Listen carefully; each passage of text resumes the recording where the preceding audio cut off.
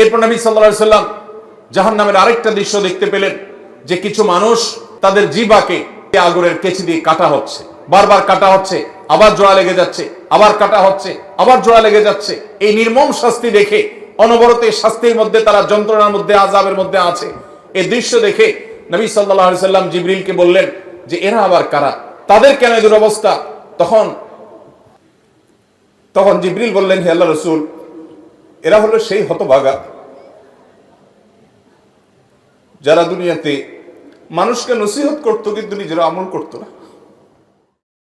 আল্লাহ রাব্বুল আলামিন তার হাবিবের কষ্ট লাঘব করার জন্য, তার হাবিবের কষ্ট দূর করার জন্য তাকে ডেকে নিয়ে গেলেন নিজের কাছে।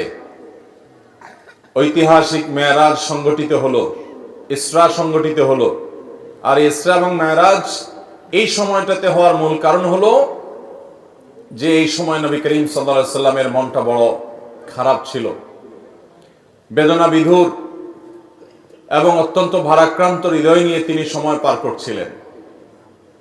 সবচেয়ে বড় সাহস যোগানো মানুষটা জীবন সঙ্গিনী খাদিজা রাদিয়াল্লাহু আনহা চলে গেলেন, চাচা আবু তালেব চলে গেলেন, তায়েফে বহুত আশা ভরসা নিয়ে গেছেন, সেখান থেকে প্রত্যাখ্যাত হয়ে আসলেন।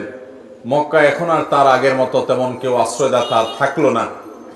এরকম কঠিন সময়ে যখন তার মন অনেক বেশি খারাপ ছিল, আল্লাহ রাব্বুল আলামিন তাকে তার নিজের কাছে ডেকে নিয়ে গেলেন এবং ডেকে নিয়ে তাকে এমন সারপ্রাইজ দিলেন, তাকে আল্লাহ রাব্বুল আলামিনের সান্নিধ্যের সৌরভ তিনি দান করলেন।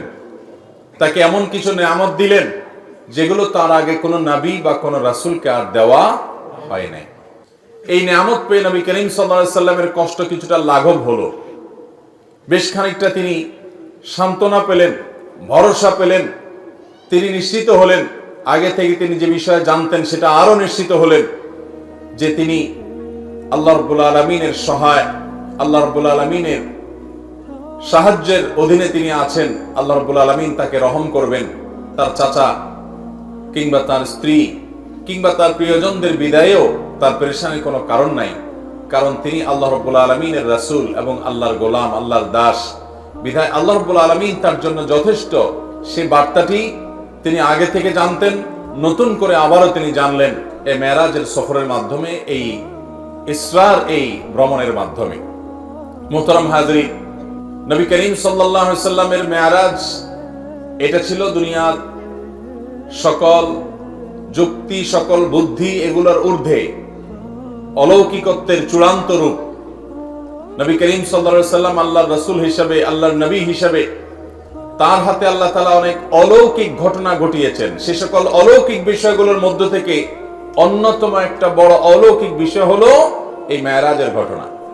একজন মানুষ মক্কা থেকে, মসজিদে হারাম থেকে এক রাতের সামান্য কিছু সময়ের মধ্যে সুদূর ফিলিস্তিনে মসজিদুল আকসা পর্যন্ত যাওয়া, আবার সেখান থেকে সপ্ত আকাশ ভেদ করে, নবমণ্ডল সব ভেদ করে আল্লাহ রাব্বুল আলামিনের অনেক বড় বড় নিদর্শন, আয়াত মিনাল্লাহি তাবারাক ওয়া তাআলা, সেগুলো সব অবলোকন করে, জান্নাত জাহান্নামের বিভিন্ন দৃশ্য দেখে, আল্লাহর সাথে কথোপকথন করে, আল্লাহর কাছ থেকে ওহী নিয়ে, বিশেষ বিশেষ বিধিবিধান নিয়ে, আবার নবী রাসূলদের সাথে সাক্ষাৎ করে আবার মক্কায় চলে এসেছেন মাত্র একটি রাতের সামান্য কিছু মুহূর্তের মধ্যে। দুনিয়ার সকল যুক্তি, দুনিয়ার সকল বুদ্ধি, দুনিয়ার কোনো লজিক এক্ষেত্রে খাটবে না, কারণ আল্লাহ রাব্বুল আলামিন বলেছেন সুবহানাল্লাযী আসরা বিআবদিহি, ওই আল্লাহ পবিত্র যিনি তার বান্দাকে মুহাম্মদ সাল্লাল্লাহু আলাইহি সাল্লামকে রাত্রিকালীন ভ্রমণ করিয়েছেন। নবী সাল্লাল্লাহু আলাইহি সাল্লামকে মসজিদে হারাম থেকে মসজিদে আকসা পর্যন্ত, যে মসজিদের চতুর্পাশে আল্লাহ তাআলা বারাকা দিয়ে রেখেছেন, এই ভ্রমণ নবী সাল্লাল্লাহু আলাইহি সাল্লামকে করিয়েছেন কে? আল্লাহ তাআলা সে কথা আলাদা করে উল্লেখ করেছেন কোরআনে।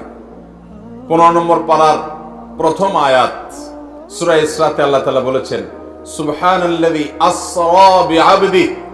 নবী করিম সাল্লাল্লাহু আলাইহি সাল্লাম নিজে নিজে যান নাই, দুনিয়ার কোন সিস্টেমের আওতায় তিনি যান নাই। আল্লাহ তাআলা জিবরিলকে পাঠিয়ে বোরাকটাকে শুধুমাত্র উপকরণ হিসাবে একটা মাধ্যম রেখে আল্লাহ তাআলা নিজে তাকে অলৌকিকভাবে এই ভ্রমণ করিয়েছেন। এই জন্য আল্লাহ তাআলা এই ভ্রমণের সম্বন্ধ তার নিজের সত্তার দিকে করে বলেছেন, সুবহান আল্লাযী আসরা বিআবদি, তিনি ওই সত্তা পবিত্র যিনি তার বান্দাকে রাত্রিকালীন এই ভ্রমণটা তিনি করিয়েছেন। তাহলে এই ভ্রমণের সম্বন্ধ আল্লাহ দিয়ে করা হয়েছে, তিনি নিজে করেছেন। আর আল্লাহ তাআলা সম্পর্কে ঈমানদার ঈমান হলো যে আল্লাহ তাআলা কাদির, তিনি যা চান তার সবকিছু তিনি কুন বললেই ফায়াকুন, সেটি হয়ে যায়। বিধায় মেরাজ এবং ইসরার ঘটনা নিয়ে যদি কোনো সন্দেহ সংশয় থাকে, বিশেষ করে ইসরা নিয়ে যদি কোনো সন্দেহ থাকে, তাহলে সেক্ষেত্রে কোরআনের প্রতি সন্দেহ করার নামান্তর, কারণ কোরআনে আল্লাহ তাআলা এই ঘটনা উল্লেখ করেছেন। মুহতারাম হাজরিন, নবী করিম সাল্লাল্লাহু আলাইহি সাল্লামের মেরাজের দুইটা পার্ট ছিল, দুইটা অধ্যায় ছিল। একটা পার্ট হলো ইসরা, আরেকটা পার্ট হলো মেরাজ। ইসরা শব্দের অর্থ হলো রাত্রিকালীন ভ্রমণ, রাতের সফর। আর মেরাজ এটা বলা হয় ঊর্ধ্বে গমনের মাধ্যমকে, সিঁড়িকে। তার মানে ঊর্ধ্বে গমন বোঝানো হয়েছে মেরাজ দিয়ে। নবী করিম সাল্লাল্লাহু আলাইহি সাল্লামের মেরাজের প্রথম অধ্যায়ে তিনি মসজিদে হারাম থেকে অলৌকিকভাবে আল্লাহ তাআলার কুদরতের মাধ্যমে তিনি বোরাক আরোহণ করে জিবরিলের সাথে চলে গেছেন মসজিদে আকসায়। মসজিদে আকসা থেকে আল্লাহ রাব্বুল আলামিনের নির্দেশে জিবরিল তাকে ঊর্ধ্বাকাশে নিয়ে গেছেন, নবমণ্ডল ভ্রমণ করে এনেছেন। এই পুরো সফরটাকে আমরা সংক্ষেপে মেরাজের সফর জানি, কিন্তু এর প্রথম অংশটি কোরআনে এসেছে, আর দ্বিতীয় অংশটি ঊর্ধ্বে গমন বিষয়টি অসংখ্য বিশুদ্ধ হাদিসে বর্ণিত হয়েছে। আহলুস সুন্নাহ ওয়াল জামাতের আকীদা এবং বিশ্বাসের অংশ হলো নবী সাল্লাল্লাহু আলাইহি সাল্লামের জীবনে মেরাজের ঘটনা ঘটেছে, সেটাকে মনে প্রাণে একজন ঈমানদার বিশ্বাস করবে, লালন করবে। রজব মাস আসলেই আমরা এই মাসে শবে মেরাজ আছে, সেটা অমুক তারিখে, এই জিনিসটা আমাদের দেশের প্রায় সব মানুষের কাছে সংবাদ মাধ্যমগুলো পৌঁছে দেয়। কিন্তু যেই সংবাদটা পৌঁছানো দরকার, যেই সংবাদটা পৌঁছানোর জন্য কোরআনে তাগিদ দেওয়া আছে, সেই সংবাদটা এদেশের শতকরা তো দূরের কথা, হাজারে একজন মানুষও জানে কিনা সন্দেহ। সেটা হলো রজব মাস হলো সম্মানিত 4 মাসের একটা। আল্লাহ তাআলা কোরআনে কারীমে বলেছেন, ইয়াসআলুনাকা আনিশ শাহরিল হারাম কিতালিন ফীহি কুল কিতালুন ফীহি কাবীর ইলা আখিরিল আয়া। আল্লাহ তাআলা অন্য আয়াতে বলেছেন, ইন্না ইদ্দাতাশ শুহুরি ইনদাল্লাহি 12 শাহরান ফী কিতাবিল্লাহ ইয়াওমা খালাকাস সামাওয়াতি ওয়াল আরদ মিনহা আরবাআতুন হুরুম। বছরে 12টি মাস আছে। এই 12 মাসের মধ্যে 4টি মাসকে আল্লাহ রাব্বুল আলামিন কোরআনে ঘোষণা দিয়েছেন সম্মানিত মাস। সেই সম্মানিত 4 মাসের একটি হলো এই রজব মাস। আমরা রজব মাস আসলে মেরাজের মাস এটা জানি, অথচ রজব মাস যে সম্মানিত 4 মাসের এক মাস, সম্মানিত মাস হিসেবে এই মাসে বিশেষ কিছু করণীয় বর্জনীয় আছে, সে বিষয়ে এদেশের বেশিরভাগ মুসলমান জানে। মুহতারাম হাজরিন, এখন প্রশ্ন হলো যে এই মাসে কি আদৌ মেরাজ হয়েছে কিনা। এ বিষয়ে ঐতিহাসিক এবং হাদিস বিশারদ, হাদিস বিশ্লেষক, উলামায়ে কেরামের প্রায় 16টির মতো মত আছে। কতটি মত আছে? 16টি মত। অনেক ইমাম বলেছেন নবী করিম সাল্লাল্লাহু আলাইহি সাল্লামের মেরাজ হয়েছে রজব মাসে। এর মধ্যে নির্দিষ্ট করে 27শে রজব, এই রাতে 27তম রাত রজব মাসের এই রাতে মেরাজ হওয়ার কথা বলেছেন ইমাম আব্দুল গনি আল মাকদিসি রাহিমাহুল্লাহ সহ আরো কয়েকজন হাতে গোনা ইমামগণ।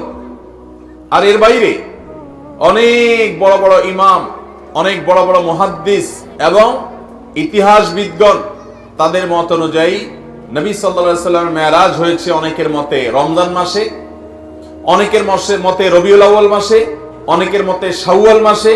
এক একজন এক এক মত দিয়েছেন এবং সেটি নবী সাল্লাল্লাহু আলাইহি সাল্লামের হিজরতের 1 বছর আগে হয়েছে, এই মতটি বেশিরভাগ মুহাদ্দিস এবং উলামাদের মত। আবার অনেকে হিজরতের 4-5 বছর আগে হওয়ার মত দিয়েছেন। সর্বসাকল্যে প্রায় 16টি মত আছে এই মেরাজ ঠিক কবে হয়েছে সে বিষয়টি নিয়ে। তাহলে এখান থেকে বোঝা গেল রজবের 27 তারিখটি নবী করিম সাল্লাল্লাহু আলাইহি সাল্লামের মেরাজের রাত। এই রাতেই তার মেরাজ ঘটেছে এমনটি নিশ্চিত করে বলার মতো কোনো সুযোগ আদৌ, কিন্তু আমরা এটাকে নিশ্চিতভাবে মেরাজের রাত হিসাবে জানি, আমরা বলিষ্ঠভাবে এটাকে চূড়ান্তভাবে মেরাজের রাত হিসাবে আমরা জানি। অথচ এটা অন্য 10টি মতের মতো একটি মত, বরং বেশিরভাগ ইতিহাসবিদদের মত, বেশিরভাগ ফুকাহে কেরাম, উলামায়ে কেরাম, মুহাদ্দিসিনে কেরামের মত হলো নবী সাল্লাল্লাহু আলাইহি সাল্লামের মেরাজ রবিউল আউয়ালে হয়েছে। যাই হোক, এটা একটা ঐতিহাসিক বিষয়। তার মেরাজ হয়েছে এটা সত্য, কোন মাসে হয়েছে, কোন তারিখে হয়েছে, সেটা নিয়ে ইতিহাসবিদদের মধ্যে মত পার্থক্য আছে। একজন ইমানদার হিসেবে কখন তার মেরাজ হয়েছে এই বিষয়টি আমাদের কাছে এতটা গুরুত্বপূর্ণ নয় যতটা গুরুত্বপূর্ণ নবী করিম সাল্লাল্লাহু আলাইহি সাল্লামের মেরাজে তিনি কি দেখেছেন, কেন তার মেরাজ হয়েছে, সেখান থেকে তার নিয়ে আসা শিক্ষাগুলো কি, সেখানে কি কি ঘটনা ঘটেছে, সেখান থেকে আমাদের নেয়ার বিষয় কি আছে, এটা হলো ইমানদার হিসেবে আমাদের জন্য গুরুত্বপূর্ণ। নবী সাল্লাল্লাহু আলাইহি সাল্লামের মেরাজের তারিখ, ক্ষণ, সন এটা যদি এত গুরুত্বপূর্ণ হতো তাহলে বুখারীতে, মুসলিমে, তিরমিজিতে, আবু দাউদে, নাসাইতে বিভিন্ন হাদিসের কিতাবে নবী সাল্লাল্লাহু আলাইহি সাল্লামের মেরাজের তারিখ, তার সন এগুলো খুব গুরুত্বের সাথে উল্লেখ করা হতো। নবী সাল্লাল্লাহু আলাইহি সাল্লামের জীবনে অনেক ঘটনা ঘটেছে, যেই ঘটনাগুলোর তারিখ, সন, ক্ষণ এগুলোকে সাহাবীরা এত বেশি গুরুত্বের সাথে সংরক্ষণ করার ব্যাপারে তারা বিশেষ নজর দিতেন না। যত বেশি নজর দিতেন নবী করিম সাল্লাল্লাহু আলাইহি সাল্লামের ওই ঘটনার মূল শিক্ষণীয় বিষয় কি সেদিকে। অতএব মুহতারাম হাজরিন, আমাদেরকে জানতে হবে যে আমাদের নবী সাল্লাল্লাহু আলাইহি সাল্লাম মেরাজে গিয়ে কি দেখেছেন। তিনি মেরাজে গিয়ে যে বিষয়গুলো দেখেছেন এর ভিতরে একটা বিষয় হলো তিনি জিবরিলকে দেখেছেন। জিবরিল ফেরেশতাকে তিনি তার আপন যে সুরত, তার আসল যে রূপ, সেই রূপে তিনি দেখেছেন। বিভিন্ন বর্ণনা দ্বারা প্রমাণিত যে জিবরিলকে আল্লাহ রাব্বুল আলামিন কতগুলো ডানা দিয়েছেন? 600 ডানা, এবং তার এক একটি ডানা এক প্রান্ত থেকে অপর প্রান্ত যতদূর মানুষের চোখ যায় ততদূর পর্যন্ত বড়। এত দীর্ঘ, এত বড় বৃহৎ 600 ডানা আল্লাহ তাআলা তাকে দিয়েছেন। জিবরিলের যে আসল রূপ, মহা সৃষ্টি আল্লাহ তাআলার, যে জিবরিল আয়াতুম মিন আয়াতিল্লাহ, আল্লাহর অসংখ্য নিদর্শনের মধ্যে জিবরিলের অস্তিত্ব একটা নিদর্শন। এটিকে নবী সাল্লাল্লাহু আলাইহি সাল্লাম মেরাজে তার আসল রূপে দেখার সুযোগ পেয়েছেন, এটি ছিল একটি। নবী করিম সাল্লাল্লাহু আলাইহি সাল্লামের মেরাজে তিনি আরো যা দেখেছেন তার মধ্যে দ্বিতীয় হলো বোরাক তিনি দেখেছেন। বোরাক একটি বাহন। এই বোরাক এটা ঘোড়া এবং গাধা এগুলোর সমজাতীয় কাছাকাছি পর্যায়ের এক ধরনের একটা বিশেষ বাহন, যেই বাহনের সমজাতীয় আরেকটা বাহন পৃথিবীতে নাই। এটা নবী করিম সাল্লাল্লাহু আলাইহি সাল্লামের জন্য আল্লাহ তাআলা স্পেশাল পাঠিয়েছেন। যদি আল্লাহ তাআলা চাইলে তাকে সরাসরি উপরে তুলে নিতে পারতেন, কিন্তু আদ-দুনিয়া বিল ওয়াসাইল লা বিল ফাদাইল, দুনিয়াতে সবকিছু ওসিলা এবং মাধ্যম দিয়েই হয়। এইজন্য আল্লাহ তাআলা এই বাহনটা ব্যবহার করেছেন। আল্লাহ তাআলা এই বাহনের মুখাপেক্ষী না, এটা ছাড়াও তিনি তার বান্দাকে নিতে পারতেন। তো এই বোরাকের সাক্ষাৎ নবী সাল্লাল্লাহু আলাইহি সাল্লামের সাথে হয়েছে। আমাদের দেশে অনেক ঘর বাড়িতে দেখবেন, অনেক দোকানে দেখবেন বিভিন্ন বড় বড় এরকম ছবি টাঙানো আছে, যে ছবিতে লেখা আছে নবীজির বোরাক। সে বোরাকের আবার দুটা ডানাও আছে, দেখছেন আপনারা? অথচ নবী করিম সাল্লাল্লাহু আলাইহি সাল্লামের বোরাক আমরা কেউ দেখেছি? তাহলে এই ছবি যে অঙ্কন করেছে সে কোত্থেকে দেখলো? বোঝা গেল এটা নবী সাল্লাল্লাহু আলাইহি সাল্লামের বোরাকের নামে প্রতারণা। তার বোরাকের ধরন কেমন ছিল এটা তিনিই জানেন। হাদিসের বিবরণের সাথে বরং এই ছবির কোনো মিল পাওয়া যায় না। এখানে ডানা দেয়া হয়েছে, অথচ নবী সাল্লাল্লাহু আলাইহি সাল্লামের বিবরণ থেকে সেরকম কিছু, এখানে যেরকম দেখা হচ্ছে সেরকম কি বোঝা যায় না। অতএব যারা বরকতের জন্য বোরাকের ছবি দোকানে টাঙ্গায় রাখেন, অফিস আদালতে টাঙ্গায় রাখেন, বাসাবাড়িতে টাঙ্গায় রাখেন, তারা এটার কারণে কোনো সওয়াব বা বরকত লাভ করা তো দূরের কথা, উল্টা গুনাহগার হবেন। কারণ নবী সাল্লাল্লাহু আলাইহি সাল্লাম বলেছেন বুখারীর হাদিস, লা তাদখুলুল মালাইকাতু বাইতান ফিহি কালবুন আও সূরা, যে ঘরে কুকুর থাকে অথবা কোন প্রাণীর আকৃতি থাকে, ছবি থাকে, সেখানে আল্লাহর রহমতের ফেরেশতা প্রবেশ করবে বিধায় নবীজির বোরাকের নামে আপনি যে ছবি রাখছেন এটার মাধ্যমে আপনার ব্যবসা বরকত হবে না, ঘরে বরকত নাজিল হবে না, বরং আল্লাহর বরকত এবং রহমত আসার দুয়ার বন্ধ হয়ে যাবে। আল্লাহ তাআলা আমাদেরকে নেক্সট সূরাতে শয়তানের এই ধোঁকা থেকে বেঁচে থাকার তৌফিক দান করুন। তাহলে নবী সাল্লাল্লাহু আলাইহি সাল্লাম মেরাজে গিয়ে দ্বিতীয় যে বিষয়টি দেখেছেন সেটা হলো বোরাক, আল্লাহর বিশেষ এক সৃষ্টি, যেটা আমরা কেউ দেখি নাই, তিনিও আর তার আগে দেখেন নাই, তারপরে আর দেখেন নাই।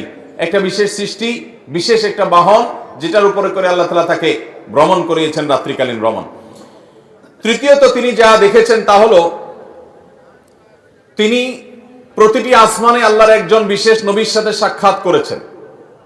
আল্লাহর যে সমস্ত নবীরা দুনিয়া থেকে বিদায় হয়ে গেছেন, মারা গেছেন, নবীগণ দুনিয়া থেকে চলে যাওয়ার পরও একটা বিশেষ হায়াত, বিশেষ একটা জীবন তারা লাভ করেন।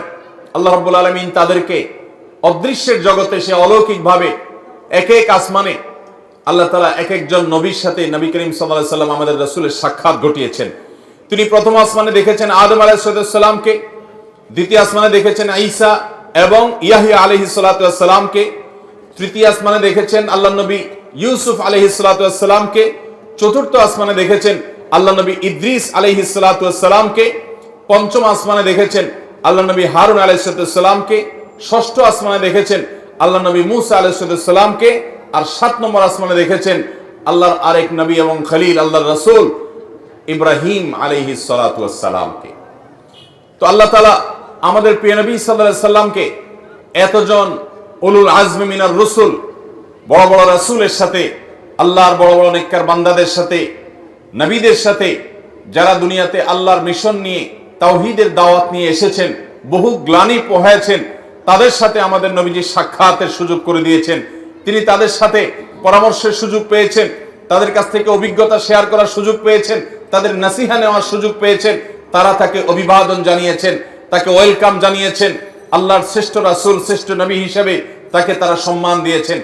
এই নেয়ামতটা আল্লাহ আমাদের হাবিব সাল্লাল্লাহু আলাইহি সাল্লামকে, আমাদের প্রিয় নবী সাল্লাল্লাহু আলাইহি সাল্লামকে, আল্লাহর হাবিবকে আল্লাহ তাআলা এই নেয়ামতটা মেরাজের মাধ্যমে দিয়েছেন, যে তিনি আদম আলাইহিস সালামের সাথে, ঈসা এবং ইয়াহইয়া আলাইহিস সালামের সাথে, ইউসুফ এবং ইদ্রিস আলাইহিস সালামের সাথে, মুসা এবং হারুন আলাইহিস সালামের সাথে এবং ইব্রাহিম আলাইহিস সালামের সাথে ৭ আসমানে এক একজনের সাথে সাক্ষাৎ তিনি করেছেন। চতুর্থত আমাদের নবী করিম সাল্লাল্লাহু আলাইহি সাল্লাম মেরাজে যা দেখেছেন সেটা হলো আল্লাহ তাআলা সূরা কাউসারে বলেছেন, ইন্না আ'তাইনাকাল, হে রাসূল আমি আপনাকে দান করেছি কাউসার। কাউসার শব্দের অর্থ হলো অধিক কল্যাণ, প্রভূত কল্যাণ। এখানে হাউজে কাউসারও বোঝানো হতে পারে। হাউজে কাউসার যেটি আল্লাহ তাআলা আমাদের নবীজিকে দিবেন কিয়ামতের ভয়াবহতম দিনে, যেদিন পিপাসায় মানুষের প্রাণ ওষ্ঠাগত হওয়ার উপক্রম হবে, কিন্তু মৃত্যু তো আর হবে না। সেই ভয়াবহ কঠিন সময়ে আল্লাহ রাব্বুল আলামিন তার হাবিবকে হাউজে কাউসার দান করবেন এবং হাউজে কাউসারে অজস্র পরিমাণে এটা থেকে পান করার জন্য পাত্র থাকবে। তার তত্ত্বাবধানে সেখান থেকে পানি পান করানো হবে। তিনি তার উম্মতের মধ্য থেকে যারা সুন্নাহকে আঁকড়ে ধরেছে, বিদআত থেকে যারা দূরে থেকেছে, শিরক থেকে যারা দূরে থেকেছে, তাওহীদ যারা মজবুত করেছে, আকীদা ঈমান যারা বিশুদ্ধ করেছে, প্রতিটা আমলে সুন্নাতে রাসূলকে জেনে জেনে আমল করেছে, বিদআতকে ছুঁড়ে ফেলে দিয়েছে, এ আল্লাহর বান্দাদের জন্য যারা নবী সাল্লাল্লাহু আলাইহি সাল্লামের দুনিয়া থেকে যাওয়ার পর তার দ্বীনের মধ্যে পরিবর্তন করে নাই, কোন রকম বিদআত সংযোজন করে নাই, কোন বিয়োজন করে নাই, এই মানুষগুলোকে নবী সাল্লাল্লাহু আলাইহি সাল্লাম সেদিন হাউজে কাউসার থেকে পানি পান করাবেন। সেই হাউজে কাউসার আল্লাহ রাব্বুল আলামিন মেরাজে নিয়ে জিবরিলের মাধ্যমে নবীজিকে দেখিয়েছেন, তাকে দেখার সুযোগ করে দিয়েছেন যে এই সেই হাউজ, যে হাউজ আপনাকে দান করা হবে কিয়ামতে ভয়াবহ সময়ে আপনি যখন মানুষকে পানি পান করাবেন, সেটা তিনি মেরাজে অবলোকন করেছেন। ঠিক একইভাবে নবী করিম সাল্লাল্লাহু আলাইহি সাল্লাম মেরাজে জাহান্নামের যে দারোয়ান, যার নাম হলো মালিক, সে মালিক দারোয়ানের সাথে সাক্ষাৎ, জাহান্নামের প্রধান প্রহরী, তার সাথে সাক্ষাৎ নবী সাল্লাল্লাহু আলাইহি সাল্লাম মেরাজে হয়েছে। বাইতুল মামুর নামে একটা মসজিদ, একটা ঘর আছে যেটা ৭ আসমানের উপরে, এবং যেটা বাইতুল্লাহ, যেটা মক্কাতে মসজিদুল হারাম, এই মসজিদুল হারাম কাবা ঘরের ঠিক বরাবর উপরে একেবারে ৭ আকাশের ঊর্ধ্বে বাইতুল মামুর নামক এই মসজিদ সেখানে স্থাপিত আছে। এই মসজিদে প্রতিবারে ৭০,০০০ ফেরেশতা প্রবেশ করেন আল্লাহর ইবাদতের জন্য। যারা একবার ঢুকেন তারা ইবাদত করে বের হওয়ার পর আর তারা ঢুকেন না, নতুন ৭০,০০০ ঢুকে। আল্লাহ তাআলার ফেরেশতা কত অগণিত, তাদের সংখ্যা কত বেশি, সেটা একমাত্র আল্লাহ ভালো জানেন। এখান থেকে কিছুটা আঁচ এবং অনুমান করা যায়। সেই বাইতুল মামুরে নবী করিম সাল্লাল্লাহু আলাইহি সাল্লামকে আল্লাহ তাআলা যাওয়ার এবং সেখানে উপস্থিত হওয়ার সুযোগ দিয়েছেন মেরাজের মাধ্যমে। ঠিক একইভাবে নবী করিম সাল্লাল্লাহু আলাইহি সাল্লামকে আল্লাহ তাআলা সিদরাতুল মুনতাহা, সেখানে আল্লাহ তাআলা যাওয়ার সুযোগ দিয়েছেন এবং জান্নাত দেখার সুযোগ দিয়েছেন, জাহান্নাম দেখার সুযোগ দিয়েছেন। জাহান্নামের কিছু চিত্র, জাহান্নামের কিছু মক বা ডামি দৃশ্য নবী সাল্লাল্লাহু আলাইহি সাল্লামকে আল্লাহ দেখিয়েছেন। জান্নাতের কিছু চিত্র, কিছু দৃশ্য নবী সাল্লাল্লাহু আলাইহি সাল্লামকে আল্লাহ তাআলা দেখিয়েছেন। দাজ্জালের সাথে সাক্ষাৎ হয়েছে। এরকম আরো বহু জিনিস আল্লাহ নবী সাল্লাল্লাহু আলাইহি সাল্লাম মেরাজের এই সফরে তিনি দেখেছেন, আল্লাহ তাআলা তাকে দেখিয়েছেন। নবী আলাইহিস সালাম এই সমস্ত আল্লাহর কুদরত, আল্লাহর সমস্ত আয়াত দেখার পর দুনিয়াতে তার সেই আমাল হুজুন, তার যে পেরেশানির বছরের যে পেরেশানি, তার স্ত্রী হারার যে বেদনা, তার সহায় হারা চাচা হারা যে বেদনা, তায়েফের মানুষের কষ্ট দেওয়ার যে বেদনা, মক্কার মানুষের কাছ থেকে নিগৃহীত হওয়ার যে বেদনা, এই সকল বেদনা লাঘব হয়ে নতুন করে আর আল্লাহর তরফ থেকে ঈমানের চার্জ নিয়ে তিনি আবার পূর্ণদমে দুনিয়াতে এসে আবার দাওয়াতি কাজ চালু করতে পেরেছেন, আরম্ভ করতে পেরেছেন। এটা ছিল আল্লাহ তাআলার পক্ষ থেকে তার হাবিবের প্রতি, তার রাসূলের প্রতি মস্ত বড় ইহসান এবং দয়া। আল্লাহ রাব্বুল আলামিন আমাদেরকে প্রিয় নবী সাল্লাল্লাহু আলাইহি সাল্লামের এই মেরাজ থেকে শিক্ষাগুলো গ্রহণ করার তৌফিক দান করুন। মোহতারাম হাজরিন, নবী করিম সাল্লাল্লাহু আলাইহি সাল্লামের মেরাজের পথে তার প্রথম অংশে তিনি মসজিদুল হারাম থেকে, মক্কা থেকে মসজিদুল আকসায় গিয়েছেন। মসজিদুল আকসায় কি ঘটেছিল সে সম্পর্কে নবী আলাইহিস সালাম থেকে বর্ণিত বিশুদ্ধ হাদিসের আলোকে আমরা যা জানি তার খোলাসা এবং সার নির্যাস হলো যে তাকে যখন জিবরিল মসজিদে হারাম থেকে নিয়ে গেলেন মসজিদে আকসায়, আকসা এমন একটা জায়গায় অবস্থিত যে ফিলিস্তিন, যে মসজিদে আকসার মাটি আম্বিয়া এবং রসুল, বহু নবী এবং রাসূলগণ তাদের পদচারণায় মুখরিত ছিল। বহু নবী রাসূলগণ এই মসজিদে আকসায় সালাত আদায় করেছেন, এটার ইমাম ছিলেন, এটার তত্ত্বাবধায়ক ছিলেন, এটার দায়িত্বশীল ছিলেন, এখানে নামাজ পড়েছেন, এখানে ইবাদত বন্দি করেছেন, এই মহল্লায় বসবাস করেছেন, এই মহল্লায় তাদের কবর আছে।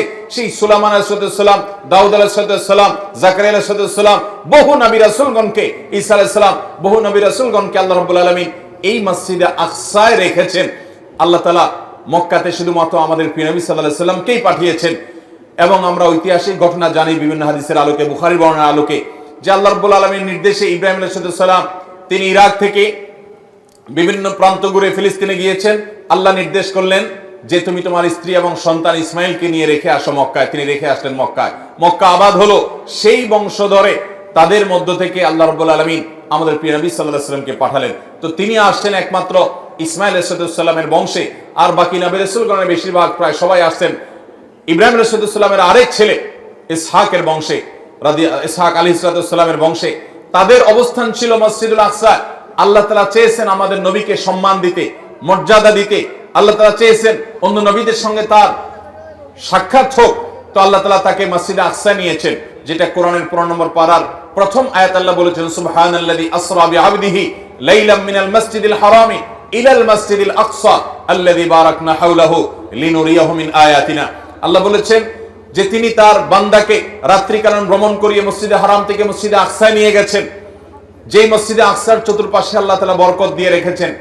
আল্লাহ কিছু কুদরত দেখাতে চেয়েছেন, সেজন্য তিনি সেখানে নিয়ে গেছেন। সেখানে জিবরিলের সাথে যাওয়ার পর দেখলেন যে সমস্ত নবীগণ, সমস্ত রাসূলগণ তারা কেউ রুকুতে আছেন, কেউ সিজদায় আছেন, তারা তো দুনিয়া থেকে চলে গেছেন। আল্লাহ রাব্বুল আলামিন তাদের রূহকে মসজিদে আকসায় পাঠিয়েছেন। কিভাবে, কোন উপায়ে তাদেরকে তিনি রেখেছেন তার একমাত্র ইলম আল্লাহ তাআলা ভালো জানেন। শুধু হাদিসের বর্ণনা থেকে আমরা এটুকু জানি যে বিভিন্ন নবীকে, বিভিন্ন রাসূলকে আমাদের নবী সাল্লাল্লাহু আলাইহি সাল্লাম মসজিদে আকসা রেখেছেন, কেউ রুকুতে, কেউ সিজদায়, কেউ দাঁড়িয়ে আল্লাহ ইবাদত বন্দেগী করছে।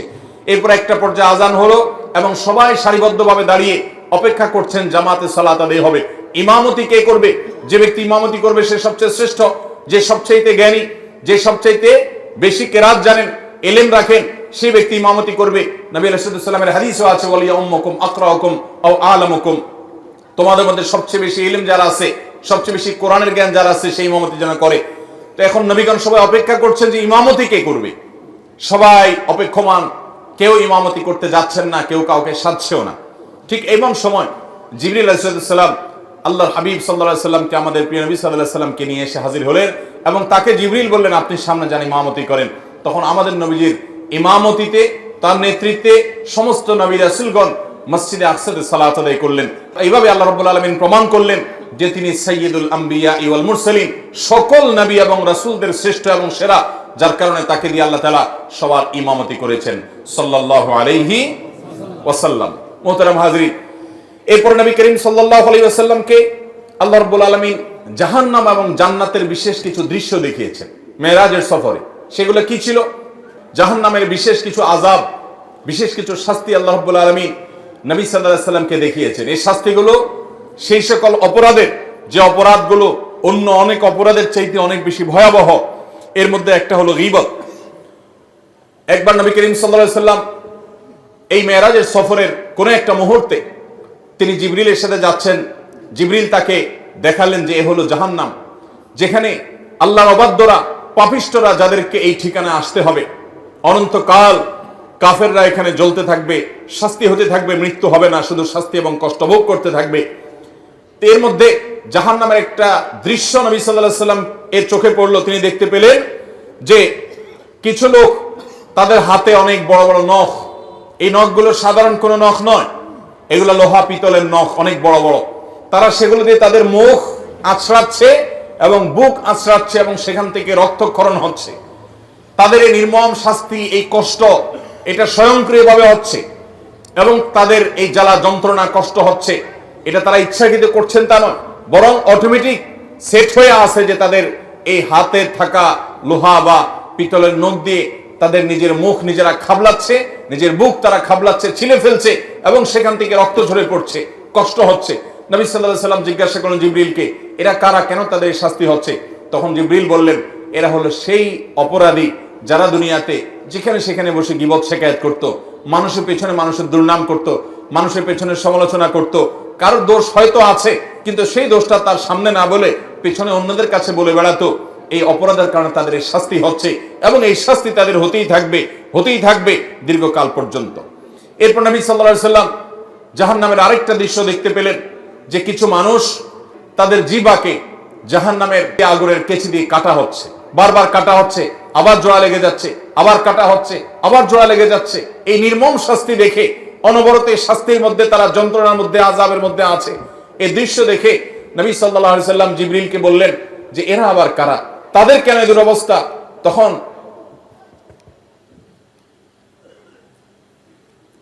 তখন জিবরিল বললেন, হে আল্লাহর রাসূল, এরা হলো সেই হতভাগা যারা দুনিয়াতে মানুষকে নসিহত করতো কিন্তু নিজেরা আমল করতো না,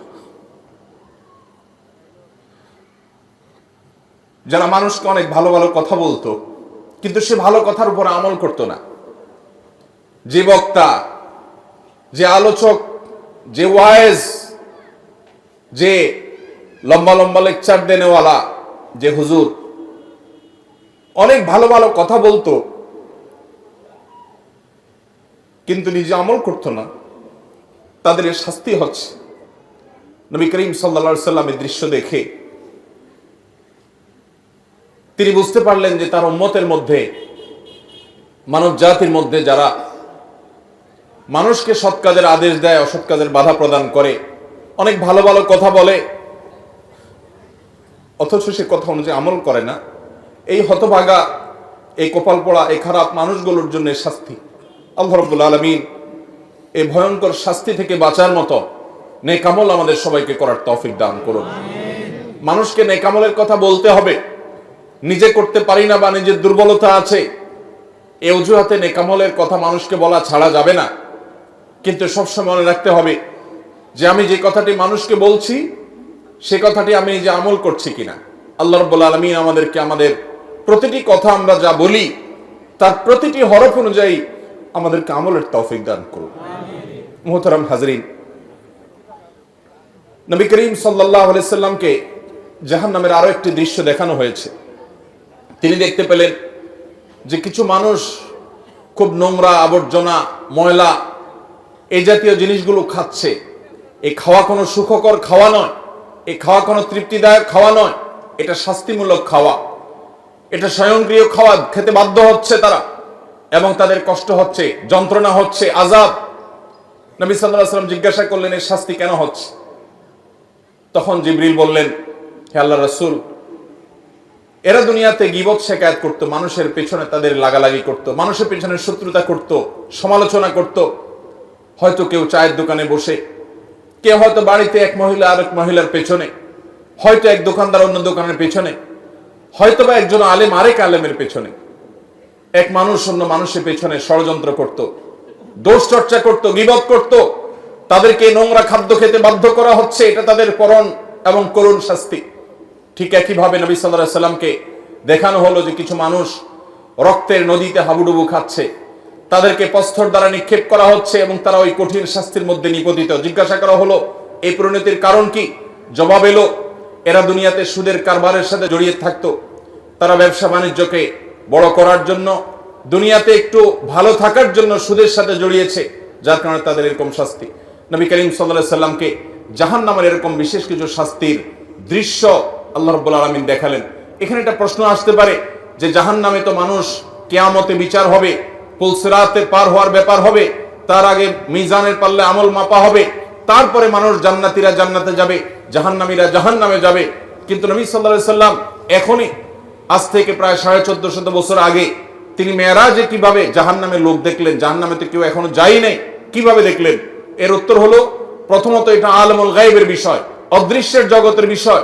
অদৃশ্যের জগতের এই রূপ সম্পর্কে আমরা আমাদের দৃশ্যমান জগতের সাথে যদি তুলনা করি, এটার সাথে যদি আমরা মিলিয়ে সেটাকে আমরা বোঝার চেষ্টা করি, সেটা ভুল হবে। দ্বিতীয় কথা হলো যে এটা হয়তো বা কোনো মত বা কোনো দামি টাইপের ছিল যে এরকম দৃশ্য হবে, সেরকম একটা চিত্র নবী সাল্লাল্লাহু আলাইহি ওয়াসাল্লামের সামনে শুধুমাত্র উপস্থাপন করা হয়েছে, যেটার বাস্তবায়ন হবে অনেক পরে। বাকি এর প্রকৃত অবস্থা কি ছিল সেটা একমাত্র আল্লাহ তাআলা ভালো জানেন। যখন বিশুদ্ধ অসংখ্য বিশুদ্ধ হাদিসে বর্ণিত হয়, তখন ইমানদার হিসাবে সেটিকে আমাদের অস্বীকার করবার কোনো সুযোগ থাকে না, বরং সেটা সত্য, মহাসত্য। একজন ইমানদার সেটি বিশ্বাস করবে। বিধায় নবী সাল্লাল্লাহু আলাইহি ওয়াসাল্লামের মেরাজে জাহান্নামের এই সমস্ত দৃশ্য তিনি দেখেছেন। জান্নাতের একটা বিশেষ চিত্রের কথা তার এক হাদিসে উঠে এসেছে। জান্নাতে নবী করিম সাল্লাল্লাহু আলাইহি ওয়াসাল্লামকে আল্লাহ রাব্বুল আলামিন জিবরিলের মাধ্যমে জান্নাতের কিছু দৃশ্য দেখিয়েছেন। এর মধ্যে জান্নাতে মিশক আম্বরের মাটি, যে মাটির সবটুকুই মিশক আম্বর দিয়েই তৈরি, পুরো মাটিটাই মিশক আম্বরের মাটি, এটা আল্লাহ তাআলা তাকে দেখিয়েছেন। এবং দেখিয়েছেন আল্লাহ রাব্বুল আলামিন তাকে মণিমুক্তা দিয়ে তৈরি করা গম্বুজ। জান্নাতের আরো বহু জিনিস আল্লাহ তাআলা তাকে দেখিয়েছেন। এর মধ্যে একটা বিশেষ ঘটনা নবী আলাইহিস সালাম পরবর্তীতে বলেছেন বেলাল রাদিয়াল্লাহু তাআলা আনহুকে। তিনি বললেন, বেলাল, আমি জান্নাতে গিয়ে তোমার পায়ের আওয়াজ, তুমি জুতা পরে যখন হাঁটো কেমন আওয়াজ হয় আমি জানি। পরিচিত মানুষ যারা, একান্ত কাছের মানুষের পায়ের হাঁটার আওয়াজ কেমন হয় সেটা মুখস্থ হয়ে যায় মানুষের। নবী সাল্লাল্লাহু আলাইহি সাল্লাম বলেছেন, বেলাল, আমি জান্নাতে আমি দেখেছি যে আমার আগে আগে তুমি হাঁটছো এরকম মনে হচ্ছিল, এবং তোমার পায়ের জুতার আওয়াজ আমি শুনতে পেলাম। বেলাল, আমাকে বলো তুমি কি আমল করো? বেলাল রাদিয়াল্লাহু তাআলা বললেন, হে আল্লাহর রাসূল, আমার তো এরকম বিশেষ কোনো আমল নাই, আপনি যা বাতান সেগুলোই তো। আমি খুব গুরুত্বের সাথে, বিশেষ গুরুত্বের সাথে স্পেশাল কোনো আমল করি সেরকম আহামরি এরকম কোনো বিশেষ আমল তো নাই। তবে একটা আমল আমার আছে, সেটা হলো, হে আল্লাহর রাসূল, দিন এবং রাত যখনই আমি অজু করি, অজু করার পর আমি 2 রাকাত নামাজ পড়ি, তাহিয়াতুল ওযু পড়ি। এটা আমি কখনো ছাড়ি না। নবী করিম সাল্লাল্লাহু আলাইহি ওয়াসাল্লামের আর বুঝতে বাকি ছিল না তারে বিশেষ স্পেশাল আমল, যেটা হয়তো আমরা অনেকে আজকাল করি না। বিশেষ করে আমাদের সমাজ থেকে তাহিয়াতুল ওযুয়ে নামাজ বিলুপ্ত হয়ে গেছে, এই সুন্নাত আজ হারিয়ে গেছে। আমরা ওযু করার পর 2 রাকাত নামাজ পড়ার বেশিরভাগ মানুষ অভ্যস্ত না। তাহিয়াতুল ওযু তো পরের কথা, তাহিয়াতুল মসজিদও আমাদের সমাজ থেকে হারিয়ে গেছে। মানুষ মসজিদে চলে যায়, ধাপ করে বসে যায়, অথচ নবী সাল্লাল্লাহু আলাইহি ওয়াসাল্লাম বলেছেন, ইদা দাখালা আহাদুকুমুল মসজিদা, তোমাদের কেউ যদি মসজিদে প্রবেশ করে, ফালা ইয়াজলিস হাত্তা ইউসাল্লি রাকাতাইন, তাহলে সে মসজিদে ঢুকে যেন 2 রাকাত নামাজ পড়া ছাড়া না বসে। নবী করিম সাল্লাল্লাহু আলাইহি ওয়াসাল্লাম এত গুরুত্ব দিতেন। এক ব্যক্তি এসে বসে গেছে, তিনি তাকে বলেছেন, তুমি কি 2 রাকাত নামাজ পড়েছো? লোকটি বলেছে, না পড়ি নাই। নবীজি বলেছেন, কুম, দাঁড়াও, তুমি 2 রাকাত নামাজ পড়ো, তারপরে বসো। আল্লাহর ঘরের সম্মানার্থে গিয়ে বসতে হলে তুমি 2 রাকাত নামাজ পড়বে, তারপরে গিয়ে বসবে। এই তাহিয়াতুল মসজিদ আমাদের সমাজ থেকে হারিয়ে গেছে। আর তাহিয়াতুল ওযু, এটা তো আমরা অনেকে জানিও না যে যতবার আপনি ওযু করবেন, ওযু করার পর কোনো কথাবার্তা অন্যান্য কাজ কাম করার আগে, ওযু করার পর দ্রুততার সাথে আপনি কিবলামুখী হয়ে 2 রাকাত নামাজ পড়ে ফেলবেন। এটা ওযুর সম্মানে, এটাকে তাহিয়াতুল ওযু বলা হয়। বেলাল রাদিয়াল্লাহু তাআলা আনহুর এই আমলটির কারণে নবী সাল্লাল্লাহু আলাইহি ওয়াসাল্লাম তার পায়ের আওয়াজ জান্নাতে শুনতে পেয়েছেন। এই আমলটা আমরা শুরু করব তো ইনশাআল্লাহ। আল্লাহ আমাদেরকে আমল করার তৌফিক দান করুন। নবী করিম সাল্লাল্লাহু আলাইহি ওয়াসাল্লাম জান্নাতের এরকম আর অনেকগুলো দৃশ্য দেখতে পেয়েছেন। আমরা এরপরে জানবো যে নবী করিম সাল্লাল্লাহু আলাইহি ওয়াসাল্লাম মেরাজ শেষ করে, মেরাজের প্রাককালে, মেরাজের মধ্যে নবী সাল্লাল্লাহু আলাইহি ওয়াসাল্লামের জীবনের সবচেয়ে বড়, মেরাজের পুরো সফরের মধ্যে সবচেয়ে বড় ঘটনা কোনটা ঘটেছে? সবচেয়ে বড় ঘটনা ঘটেছে আল্লাহর পক্ষ থেকে সালাত বা নামাজের যে বিধান দিয়েছেন মেরাজে। এটা ছিল তার মেরাজের সবচাইতে ফোকাস পয়েন্ট, সবচাইতে গুরুত্বপূর্ণ ঘটনাবলীর অংশ। আল্লাহ রাব্বুল আলামিন নবী করিম সাল্লাল্লাহু আলাইহি ওয়াসাল্লাম যখন আল্লাহর কাছে গেলেন, আল্লাহর প্রশংসা ইত্যাদি নিবেদন করলেন, আল্লাহর কুদরত অবলোকন করলেন, আল্লাহর শুকরিয়া আদায় করলেন। তিনি যখন ফিরে আসছেন আল্লাহর অনুমতি নিয়ে, তখন আল্লাহ রাব্বুল আলামিন নবী করিম সাল্লাল্লাহু আলাইহি ওয়াসাল্লামকে 50 ওয়াক্ত নামাজ দিলেন, যে যাও তোমার উম্মতের জন্য 50 ওয়াক্ত নামাজ দেয়া হলো। প্রতিদিন রাত দিন 24 ঘন্টার ভিতরে 50 বার তারা নামাজ পড়বে, এটা ফরজ করে দেওয়া হলো, তুমি এটা নিয়ে যাও। নবী আলাইহিস সালাম এটা নিয়ে আসছিলেন। প্রতিমধ্যে তার সাথে ষষ্ঠ আকাশে মুসা আলাইহিস সালামের সাথে সাক্ষাৎ। মুসা আলাইহিস সালাম বললেন যে আমি বনি ইসরাইলের নবী হিসাবে, তাদের দায়িত্বশীল হিসাবে আমার অভিজ্ঞতার আলোকে বলছি, তোমার উম্মত দিন এবং রাত 24 ঘন্টার মধ্যে অন্যান্য কাজকাম সব করে এর ফাঁকে আবার 50 বার নামাজ এটা তারা পড়তে পারবে না, এটা তাদের জন্য কষ্টকর হয়ে যাবে। অতএব তুমি আল্লাহর কাছে গিয়ে এই নামাজ একটু কমায় আনো। নবী সাল্লাল্লাহু আলাইহি ওয়াসাল্লাম আল্লাহর কাছে গেলেন, যা বললেন, আল্লাহ আমার উম্মতের জন্য এটা অনেক কষ্ট হয়ে যাবে, আপনি একটু কমায় দেন। আল্লাহ তাআলা তাকে 5 ওয়াক্ত কমায় 45 ওয়াক্ত দিলেন। এরপরে আবার আসলেন, মুসা আলাইহিস সালামের সাথে সাক্ষাৎ, তিনি আবারও বললেন একই কথা, আবারও নবীজি ফিরে গেলেন, আল্লাহ তাআলা আরো 5 ওয়াক্ত কমায় দিলেন। এভাবে কমাইতে কমাইতে 9 বার আসা যাওয়া হলো এবং 5 9 45 ওয়াক্ত নামাজ কমানো হলো, থেকে গেল 5 ওয়াক্ত।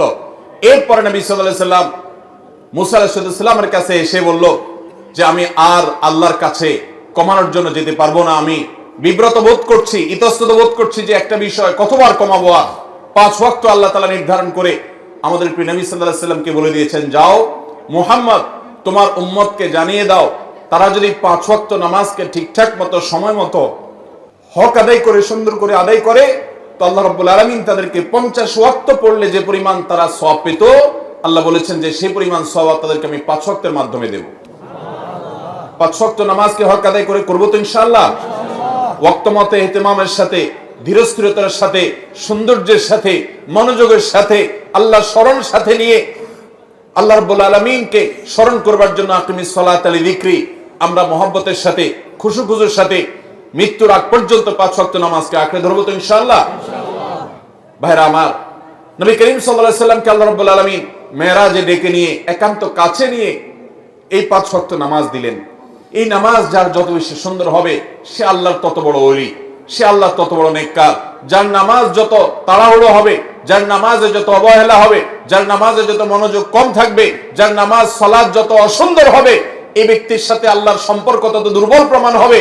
অতএব ভাইরা আমার, মুরব্বীরা আমার, আল্লাহর ওয়াস্তে চ্যালেঞ্জ হিসেবে নিতে হবে, আমরা জীবনে আমাদের জীবন যাবে, আমার প্রাণ যাবে, আমার নামাজ কখনো ছুটতে পারে। অতএব নামাজের ওয়াক্ত হবে, ইমানদার কখনো নামাজে গাফলতি করবে। নবী করিম সাল্লাল্লাহু আলাইহি সাল্লামকে আল্লাহ রাব্বুল আলামিন এই বিধানটি দেওয়ার জন্য তাকে নিয়ে গেলেন মেরাজে। অথচ এত কাছে নিয়ে আল্লাহ রাব্বুল আলামিন অন্য কোনো বিধান দেন নাই। রোজার বিধান আল্লাহ তাআলা জিবরিলকে দিয়ে পাঠিয়ে দিয়েছেন, যাকাতের বিধান জিবরিলকে দিয়ে পাঠিয়ে দিয়েছেন, হজের বিধান আল্লাহ রাব্বুল আলামিন জিবরিলকে দিয়ে পাঠিয়ে দিয়েছেন, ইসলামের অন্য সমস্ত বিধিবিধান, ফরজ নির্দেশগুলো কোরআনের আয়াত নাজিল করেছেন, জিবরিলকে দিয়ে পাঠিয়েছেন। 5 ওয়াক্ত নামাজ এত গুরুত্বপূর্ণ, এত গুরুত্বপূর্ণ যে আল্লাহ তাআলা তার নবীকে ডেকে নিয়ে গেছেন নিজের কাছে, একান্তে ডেকে নিয়ে নিজে সরাসরি এই নামাজের নির্দেশ দান করলেন। এজন্য ভাইরা দেখবেন আমাদের প্রিয় নবী সাল্লাল্লাহু আলাইহি ওয়াসাল্লাম তার জীবনে নামাজের গুরুত্ব কেমন ছিল। তিনি যখন মৃত্যু সজ্জায় দুনিয়া থেকে বিদায় নেওয়ার ঠিক আগ মুহূর্ত যখন চলছে, জীবন সায়ান্নে, এরকম কঠিন একটা পরিস্থিতিতে তিনি প্রচন্ড অসুস্থ, জ্বরে, অসুস্থতায় বারবার তিনি বেহুশ হয়ে যাচ্ছিলেন। তিনি পানি আনাচ্ছিলেন, হুঁশ আসার সাথে সাথে একটু হুঁশ ফিরে এসেছে, সাথে সাথে পানি আনালেন এবং পানি ঢাললেন, ওযু করলেন, মুখে পানি ঢাললেন, শরীরে পানি ঢাললেন, ঢালার পরে কিছুটা আরাম বোধ করলেন, আবার সেন্সলেস হয়ে গেল। এরপরে আবার যখন হুঁশ আসলো, তিনি জিজ্ঞাসা করলেন লোকেরা নামাজ পড়ে ফেলেছে কিনা। বলা হল না আল্লাহ রাসূল, সবাই অপেক্ষা করছে আপনার ইমামতিতে নামাজ পড়বে, এদিকে আপনি অসুস্থ। এই কথা বলার পর তিনি আবার সেন্সলেস হয়ে গেলেন, আবার পানি ঢালা হলো, একটু সেন্স আসার সাথে সাথে আবার একই কথা, মানুষেরা কি নামাজ পড়ে ফেলেছে। নবী করিম সাল্লাল্লাহু আলাইহি সাল্লামকে এই কষ্টের চোটে তিনি বেহুশ হয়ে যাচ্ছেন বারবার। যখন এই পানি ঢেলে তাকে একটু আরাম দিয়ে একটু হুঁশে ফিরে আনা হচ্ছিল, হুঁশে আসার সাথে সাথে তার প্রশ্ন, সবাই নামাজ কি পড়ে ফেলেছে। এরপরে যখন তিনি মোটামুটি একটু স্টেবল হলেন, নামাজ পড়ার মতো হলেন, কিন্তু উঠে গিয়ে মসজিদে নববীতে যারা গেছেন মদিনাতে জানেন, নবীজির মিম্বর এবং তার কবর, এই কবর এবং মিম্বর, কবরটা ছিল তার বাসা, তার হুজরা, তার উম্মুল মুমিনিনদের হুজরা, আয়েশা রাদিয়াল্লাহু আনহার হুজরা, ওখান থেকে তার মিম্বর সামান্য কয়েক গজ দূরত্ব, এই প্যান্ডেলের এই মাথাও হবে না, অল্প একটু জায়গা, এটুকু জায়গা নবী সাল্লাল্লাহু আলাইহি সাল্লাম পায়ে হেঁটে নামাজ পড়ার মতো ক্ষমতা ছিল না। এত দুর্বল হয়ে গেছেন, এত অসুস্থ, বারবার সেন্সলেস হচ্ছিল। তখন তিনি আব্বাস এবং আলী রাদিয়াল্লাহু তাআলা আনহুমা দুইজন সাহাবীকে ডেকে দুইজনের কাঁধে দুই হাত দিয়ে শরীরের সবটুকু ভার তাদের উপরে ছেড়ে দিয়ে দুইটা পাকে মাটির সাথে টানতে টানতে, মাটির সাথে হেসরাতে হেসরাতে তিনি মিম্বরের কাছে আসলেন। কিন্তু ইমামতি করার মতো শক্তি শরীরে নাই। তিনি ইশারা দিলেন, মুরু আবু বকর ইউসাল্লি বিন নাস, তোমরা আবু বকরকে বলো ইমামতি করে যেন নামাজ পড়া। নবীজির সে শক্তি ছিল না। অথচ ভাইরা, মাসআলা আমরা সবাই জানি, এরকম অসুস্থ যদি কেউ হয় তার জন্য মসজিদে আসা কি জরুরি? এত অসুস্থ হলে তিনি তো বাসায় নামাজ পড়তে পারেন। কিন্তু আমাদের প্রিয় নবী সাল্লাল্লাহু আলাইহি সাল্লাম, তার কাছে নামাজ এত গুরুত্বপূর্ণ ছিল, সালাত এত গুরুত্বপূর্ণ ছিল যে বারবার হুঁশ চলে যাচ্ছে, সেন্সলেস হয়ে যাচ্ছে, হুঁশ ফিরে আসার সাথে সাথে আবারও একই কথা, নামাজ নামাজ, এবং ইমামতি করে নামাজ পড়ার মতো ক্ষমতা নাই। তারপরেও তিনি বাধ্য হয়ে যখন আবু বকর রাদিয়াল্লাহু তাআলা আনহু হিম্মত করছিলেন না তার সামনে ইমামতি করার, তখন নবী সাল্লাল্লাহু আলাইহি সাল্লাম নিজে ইমামতি করলেন কষ্ট করে। তার পিছনে সাহাবায়ে কেরাম জামাতের সাথে নামাজ পড়লেন। নামাজের গুরুত্ব দেখেন ভাইরা আমার। খলিফাতুল মুসলিমিন ওমর ফারুক রাদিয়াল্লাহু তাআলা আনহু তাকে যখন ফিরোজ আল লুলু নামে অগ্নিপূজক নরাধম ফজরের নামাজের ইমামতি করতে এসেছেন, তিনি খঞ্জরের আঘাতে তাকে যখন পরাস্ত করলো, অনেকগুলো আঘাত করেছে খলিফাতুল মুসলিমিনকে, তিনি নামাজের প্রথম রাকাত শেষ করেছেন, দ্বিতীয় রাকাতে তাকে আঘাত করে যখন জমিনে ফেলে দিয়েছেন, তখন সে ফিরোজ আল লুলু নামক অগ্নিপূজক নরাধম এই কাফের, সে পালানোর চেষ্টা করছিল। সাহাবীরা তাকে থামানোর চেষ্টা যখন করেছে, বহু সাহাবীকে সে আঘাত করেছে। বিভিন্ন বর্ণনা থেকে বোঝা যায় 7 জন সাহাবী ওই জায়গায় উপস্থিত, ওই অবস্থায় মৃত্যুবরণ শাহাদাত বরণ করেছেন। এবং এরপর অন্যান্য সাহাবীদেরকে বারবার সে খঞ্জর দিয়ে আঘাত করছিল।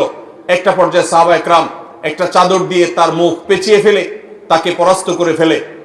এরপরে যখন ওমর রাদিয়াল্লাহু তাআলা আনহুকে নিয়ে যাওয়া হলো তার বাড়িতে চিকিৎসা দেওয়ার জন্য, বারবার তিনি বেহুশ হয়ে যাচ্ছেন, প্রচন্ড আঘাতে জর্জরিত, পুরো শরীর থেকে রক্ত বের হয়ে শেষ হয়ে যাচ্ছে।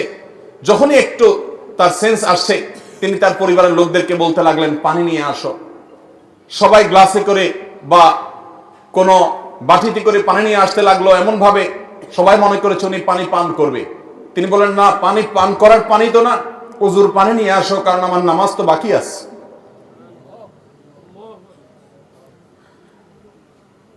ওযু করে তারপরে লোকদেরকে নির্দেশ করলেন নামাজের আয়োজন করার জন্য। ভাইরা আমার, নামাজের গুরুত্ব আজ মুসলমান আমরা বুঝি না।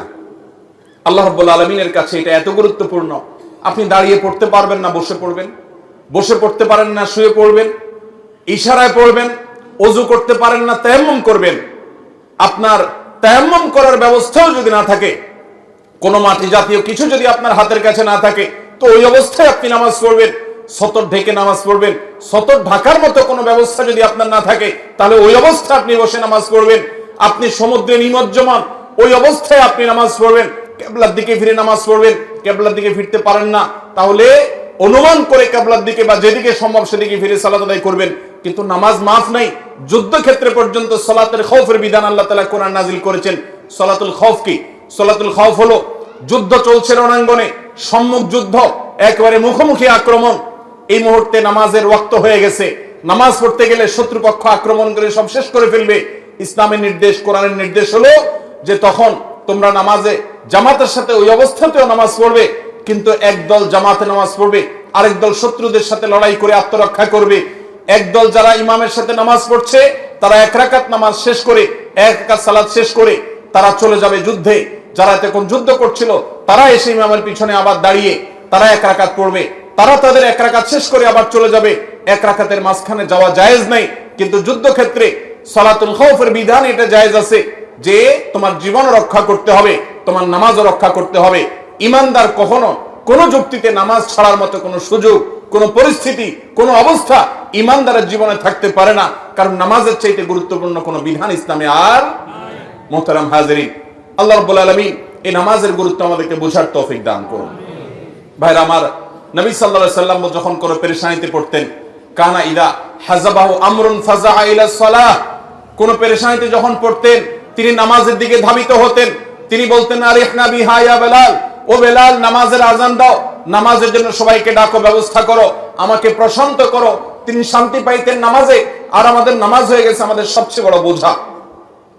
আল্লাহ রাব্বুল আলামিন আমাদেরকে 5 ওয়াক্ত নামাজ জীবনের তরে গুরুত্বের সাথে আদায় করার তৌফিক দান করুন। চেষ্টা করব তো ইনশাআল্লাহ। আমরা যখন দীর্ঘ সময় নিয়ে সিজদা করব, দীর্ঘ সময় নিয়ে আমাদের রবকে আমরা রুকু করব, দীর্ঘ সময় নিয়ে দাঁড়িয়ে যখন আমরা আল্লাহর প্রশংসা জ্ঞাপন করব, ভাইরা আমার, আল্লাহর জমিনের সবচেয়ে তৃপ্তিদায়ক মুহূর্তের দেখা আমরা পাবো।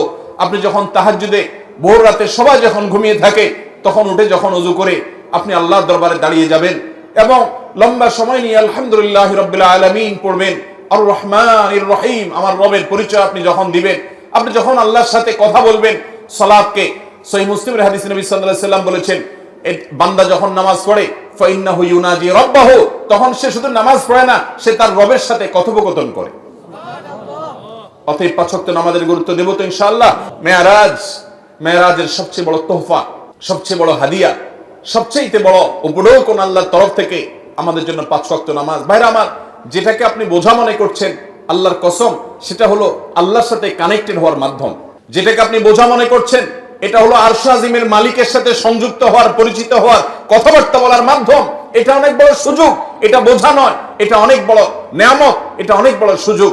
আল্লাহ আমাদেরকে বুঝার তৌফিক দান করুন। আমিন। মুহতারাম হাজরিন, নবী করিম সাল্লাল্লাহু আলাইহি সাল্লামকে আল্লাহ রাব্বুল আলামিন মেরাজের এই সকল দৃশ্য দেখবার সুযোগ করে দিয়েছেন। তিনি যখন দুনিয়াতে আসছেন, মেরাজ শেষ করে, সফর শেষ করে যখন ফিরে আসলেন, যথারীতি তার মেরাজের এই ঘটনা শোনার পর মক্কার মুশরিকদের অনেকে হাসাহাসি করতে লাগলো যে মুহাম্মদ এতদিন যা বলেছে আখিরাত হবে, এটা হবে, সেটা হবে, এবং আল্লাহর ভয় আমাদেরকে দেখিয়েছে, এখন সে তো একেবারে অদৃশ্যের এমন এমন সব তথ্য দিচ্ছে, এগুলো অবৈজ্ঞানিক, এগুলো অযৌক্তিক। তারা রীতিমতো অস্বীকার করতে লাগলো এবং হাসাহাসি করতে লাগলো। আবু বকর সিদ্দিক রাদিয়াল্লাহু তাআলা আনহু, পুরুষদের মধ্যে যিনি সর্বপ্রথম ইসলাম গ্রহণ করেছেন, ইসলামের প্রথম খলিফা, প্রিয় নবী সাল্লাল্লাহু আলাইহি সাল্লামের সবচেয়ে কাছের মানুষ, সবচেয়ে আপন মানুষ, আবু বকর রাদিয়াল্লাহু তাআলাকে জিজ্ঞাসা করলো একজন, এই সম্পর্কে তোমার বক্তব্য কি? নবী করিম সাল্লাল্লাহু আলাইহি সাল্লাম যখন ফজরের পরে এই ঘটনার বিবরণ দিলেন, তখন আবু বকর সিদ্দিক রাদিয়াল্লাহু তাআলা আনহু এক বাক্যে সবার আগে বললেন, আল্লাহর নবীর মুখ থেকে যেহেতু এই বিবরণ আমি শুনেছি, আমি নিশ্চিতভাবে, শতভাগ নিশ্চিতভাবে আমি জানি এটি ঘটেছে, এবং এই ঘটনার ব্যাপারে আমার চুল পরিমাণ কোনো সন্দেহ নাই। এই সাক্ষ্য দেওয়ার সাথে সাথে আল্লাহর হাবিব সাল্লাল্লাহু আলাইহি সাল্লামের তরফ থেকে এতদিন যাকে মানুষ আবু বকর জানতো, নবীজির পক্ষ থেকে নতুন উপাধি তিনি পেলেন। তাকে বলা হলো তিনি সিদ্দিক, সত্যবাদী, সত্যায়নকারী, সত্যকে সত্য বলে স্বীকারকারী এবং অকপটে স্বীকারকারী। সবার আগে যিনি নবীর নবুয়তকে পুরুষদের মধ্যে স্বীকার করে নিয়েছেন, সবার আগে যিনি নবীর মেরাজের এই অলৌকিকত্বকে স্বীকার করেছেন, বিশ্বাস করেছেন, ঈমান এনেছেন, আল্লাহ রাব্বুল আলামিন তাকে সিদ্দিকের এই উপাধি পাওয়ার তৌফিক দিয়েছেন। তিনি মহাসত্যবাদী, সত্যকে সত্যায়নকারী হিসেবে তিনি সার্টিফিকেট পেয়েছেন। ইতিহাস তাকে আবু বকর সিদ্দিক বলে জানে, কিন্তু সিদ্দিক এই উপাধি পেয়েছেন তিনি এই মেরাজের ঘটনাকে কেন্দ্র করে। অথচ অনেক দুর্বল ইমানের মুসলমান, অনেকে মুরতাদ হয়ে গেছে এই ঘটনা শুনে। অনেক কাফেররা হাসাহাসি করতে লাগলো। কিছু মুশরিকরা নবী নেয়ার জন্য প্রস্তুত হয়ে গেল। আচ্ছা মুহাম্মদ, তুমি নাকি রাতে মসজিদুল আকসা ঘুরে এসেছো, আচ্ছা বলো দেখি মসজিদুল আকসার স্ট্রাকচার সম্পর্কে তোমাকে কিছু প্রশ্ন করি। তারা অনেকগুলো প্রশ্ন করলো। নবী করিম সাল্লাল্লাহু আলাইহি সাল্লাম মসজিদে আকসায় গেছেন রাতে গিয়ে আবার ফিরে এসেছেন। পুরো স্ট্রাকচার তো দেখা সম্ভব নয়। আল্লাহ তাআলা তার নবীর সত্যতা প্রমাণের জন্য মুজিজা হিসাবে তার সামনে সে চিত্র ধরে রেখেছেন। তিনি একটা একটা করে প্রশ্ন উত্তর দিলেন। অনেক মুশরিকরা তার এই অলৌকিকত্ব দেখার পর যখন বাস্তবতার সাথে মিলে গেল, তখন তার প্রতি নতুন করে ঈমান এনেছে সাল্লাল্লাহু আলাইহি। মুহতারাম হাজরিন, এভাবে মেরাজের ঘটনার পরিসমাপ্তি ঘটলেও কিয়ামত পর্যন্ত আগত সকল ঈমানদার নারী পুরুষের জন্য মেরাজের এই ঘটনা বহু শিক্ষা বহন করে। অনেক অগণিত শিক্ষা এই মেরাজ আমাদেরকে দিয়ে যায়। এর ভিতরে একটা বড় শিক্ষা হলো যে মানুষের জীবনে যখন দেয়ালে পিঠ থেকে যায়, যখন সকল দুয়ার বন্ধ হয়ে যায়, যখন পেরেশানি চূড়ান্ত পর্যায়ে চলে যায়, মানুষ যদি আল্লাহর প্রতি আস্থা রাখে আল্লাহর প্রতি বিশ্বাস রাখে, আল্লাহর দিকে ধাবিত হয়, আল্লাহর দিকে রুজু হয়, আল্লাহর দিকে মোতাওয়াজ্জহ হয়, আল্লাহর দিকে সে যদি আগায়, আল্লাহর প্রতি আস্থার চুল পরিমাণ ঘাটতি না থাকে, এই ব্যক্তিকে আল্লাহ রাব্বুল আলামিন এমন ভাবে সান্ত্বনা দিবেন যেমন ভাবে নবী করিম সাল্লাল্লাহু আলাইহি সাল্লামকে আমাল হুজনে এসে, পিতার চাচাকে হারানোর বছরে এসে, স্ত্রীকে হারানোর বছরে এসে, সহায় সম্বলহীন হওয়ার বছরে এসে, মক্কা এবং তায়েফের মানুষ থেকে বিতাড়িত হওয়ার বছরে এসে চরম অসহায় বোধ যখন করছিলেন, আল্লাহ তাকে যেরকম এমন সান্ত্বনা দেওয়া দিলেন যে সান্ত্বনা তার সকল কষ্ট লাঘব হয়ে গেল, সকল কষ্ট দূর হয়ে গেল, সামনে চলার শক্তি খুঁজে পেলেন, নতুন দিশা পেলেন, 5 ওয়াক্ত নামাজের নতুন অস্ত্র আল্লাহর সাথে কানেক্টেড হওয়ার জন্য নতুন হাতিয়ার পেয়ে গেলেন। তাকে যেরকম আল্লাহ তাআলা সান্ত্বনা দিয়েছেন, মেরাজের ঘটনা আমাদেরকে শিক্ষা দেয় আমাদের জীবনে যত বিপদ আসুক, যত পেরেশানি আসুক, আমরা আল্লাহর দিকে রুজু থাকবো, আল্লাহর দিকে ধাবিত থাকবো। আল্লাহ রাব্বুল আলামিন আমাদের সমস্ত পেরেশানি দূর করবেন, সমস্ত বিপদ দূর করবেন, আমাদের প্রতি রহম করবেন এবং আল্লাহর কুদরত আমরা দেখতে পাবো ইনশাআল্লাহ। আল্লাহর উপরে আস্থা রাখবো তো ইনশাআল্লাহ। আল্লাহ তাআলা কোরআনে কারীমে বলেছেন, ওয়া মান ইয়াতাওয়াক্কাল আলাল্লাহ ফাহুয়া হাসবু। যে ব্যক্তি আল্লাহর উপরে তাওয়াক্কুল করবে, যে ব্যক্তি তাওয়াক্কুল করবে হাক্কা তাওয়াক্কুলিহি, যথাযথভাবে তাওয়াক্কুল করা, আল্লাহ তাআলা তার জন্য যথেষ্ট হয়ে যাবেন। আল্লাহ রাব্বুল আলামিন এখনো আছেন, তার কুদরত আছে, অনন্তকাল পর্যন্ত অপরিবর্তিতই থাকবে। আল্লাহ রাব্বুল আলামিনের সেই আল্লাহ তাআলার সেই কুদরত যদি আমরা দেখতে চাই, আমাদের প্রয়োজন হলো সবর, আমাদের প্রয়োজন ধৈর্য, আমাদের প্রয়োজন অটল, আমাদের প্রয়োজন অবিচলতা, আমাদের প্রয়োজন আল্লাহর উপরে আস্থা এবং ভরসাকে পূর্ণ মাত্রায় ধরে রাখা। আল্লাহ তাআলা আমাদের সবাইকে সেই তৌফিক দান করুন। মেরাজের যে সকল বিষয় আমাদের শিক্ষা হিসাবে পাই, তার মধ্যে থেকে অন্যতম গুরুত্বপূর্ণ একটা বিষয় হলো 5 ওয়াক্ত নামাজ, যেটা বলছিলাম এতক্ষণ, যে এই নামাজটা এত গুরুত্বপূর্ণ নির্দেশ যে অন্য নির্দেশ দেওয়ার জন্য আল্লাহ নিজের কাছে ডেকে নেন নাই, কিন্তু এই নির্দেশ দেওয়ার জন্য আরশ আজিমের মালিক তার নিজের কাছে ডেকে নিয়ে গেছেন। এই নামাজ কখনো ছাড়বো? আল্লাহ আমাদের সবাইকে 5 ওয়াক্ত সালাত সারা জীবন গুরুত্বের সাথে আঁকড়ে ধরে রাখার তৌফিক দান করুন। চেষ্টা করবো তো ইনশাআল্লাহ। ভাইরা আমার, এর বাইরে রজব মাস, এই মাসে মেরাজের ঘটনা সংঘটিত হোক বা অন্য মাসে সংঘটিত হোক, ইতিহাস যেটাই থাকুক, ঘটিত হয়েছে, এটাই সংঘটিত হয়েছে, এটাই বড় কথা। তারপরও এই মাসের বিশেষ করণীয় আছে, বেশিরভাগ মুসলমানরা আমরা জানি না। এই মাসটা সম্মানিত 4 মাসের একটি মাস। আল্লাহ রাব্বুল আলামিন এই মাসকে সম্মান দিয়েছেন। সম্মানিত 4 মাসের বাকি 3 মাস কোনটা? বাকি 3টা ধারাবাহিক মাস, সালাতুল মুতাওয়ালিয়াত, 3টা ধারাবাহিক মাস। তার প্রথমটি হলো জিলকদ, এরপরটা হলো জিলহজ, এরপরটা হলো মুহররম। জিলকদ, জিলহজ, মুহররম 3টা ধারাবাহিক মাস। আর রজব ও মুদর আল্লাযী বাইনা জুমাদা ওয়া শাবান, আর রজব মাস যেটা এখন আমরা পার করছি, বাংলাদেশের বেশিরভাগ মুসলমানরা রজব মাস 2, 4, 5 দিন, 10 দিন, 20 দিন, এমনকি গোটা মাস শেষ হয়ে যায়, জানেও না যে আগের মাস জুমাদা সানিয়া মাসের সাথে এই মাসের একটা পার্থক্য আছে। আগের মাসটা সাধারণ জেনারেল মাস, কিন্তু এটা সম্মানিত মাস। কোরআন যাকে বিশেষ মর্যাদাপূর্ণ মাস ঘোষণা করে দিয়েছে, আমরা অনেকে জানিও না রজব মাস কখন আসে, কখন যায়, এই মাসের কি মর্যাদা আছে আমরা জানি না। আল্লাহ তাআলা কোরআনে কারীমে সূরা তাওবায় বলেছেন, এই মাস যখন শুরু হয়, ফালা তাজলিমু ফিহিন্না আনফুসাকুম, অন্য সময় পাপাচার তো করা যাবেই না। সম্মানিত মাসের সম্মান রক্ষার্থে যে কোনো পাপ, অপরাধের কাজ, গুনাহের কাজ থেকে বাঁচার জন্য একটু বিশেষভাবে চেষ্টা করতে হবে। এই রজব মাসে যে কোনো পাপ করতে গিয়ে যদি আপনার বুক একবারও আপনার ভেতর থেকে যদি আপনাকে বাধা দেয়, তাহলে বুঝতে হবে আপনি এই মাসের সম্মান অন্তত জেনেছেন, অনুধাবন করেছেন। এই ধারণাই আমাদের সমাজ থেকে বিলুপ্ত হয়ে গেছে। আল্লাহ তাআলা আমাদেরকে সম্মানিত মাসের সম্মান রক্ষা করার তৌফিক দান করুন। ভাইরা আমার, এর বাইরে সম্মানিত মাসে যুদ্ধ বিগ্রহ করাকে আল্লাহ তাআলা নিষেধ করে দিয়েছেন। আমরা ঝগড়াঝাটি থেকে বেঁচে থাকার চেষ্টা করব। এই ছাড়া এই মাসে অন্যান্য রুটিন যে 5 ওয়াক্ত নামাজ ইত্যাদি আছে, অন্য সময়ের চাইতে এই মাসের বিশেষ গুরুত্বের সাথে করবে। এর বাইরে শবে মেরাজের আমল বলতে কোনো কিছু আছে কিনা, এটা একটা বড় প্রশ্ন। আমরা যখনই রজব মাস শুরু হয়, তখনই আমরা জিজ্ঞাসা করতে থাকি আলেমদের কাছ থেকে যে শবে মেরাজের নামাজ কিভাবে পড়বো, এই শবে মেরাজের আমলটা কি। শবে মেরাজ উপলক্ষে সারা রাত জেগে ইবাদত করা এবং শবে মেরাজ উপলক্ষে 26তম দিন পার হয়ে 27তম রাত যখন শুরু হয়, তখন সাহরি খেয়ে 27 রজবে রোজা রাখা, এটা আমাদের সমাজে বহুল প্রচলিত। অথচ ভাইরা আমার, যেটা আমরা শুরুতে বলেছি, রজব মাসের 27 তারিখে নবী সাল্লাল্লাহু আলাইহি ওয়াসাল্লামের মেরাজ হয়েছে এমনটি নিশ্চিত কোনো বিষয় নয়। নবীজির মেরাজ হয়েছে সেটা মহাসত্য, সেটা চরম সত্য। সেটা কি রজবে হয়েছে, না জুমাদাল, নাকি সেটা রবিউল আউয়ালে হয়েছে, নাকি রমাদানে হয়েছে, নাকি শাওয়ালে হয়েছে, 15-16টি মত আছে ইতিহাসবিদদের। যদি ধরেও নেই আমরা রজবের এই 27 তারিখেই হয়েছে, যেমন কোন কোন ইমামগণ বলেছেন, সে আলোকে যদি আমরা ধরেও নেই, তারপর আমরা বলবো নবী সাল্লাল্লাহু আলাইহি সাল্লামের মেরাজ হয়েছে হিজরতের আগে। এরপর নবী সাল্লাল্লাহু আলাইহি সাল্লাম প্রায় 11 বছর বেঁচে ছিলেন।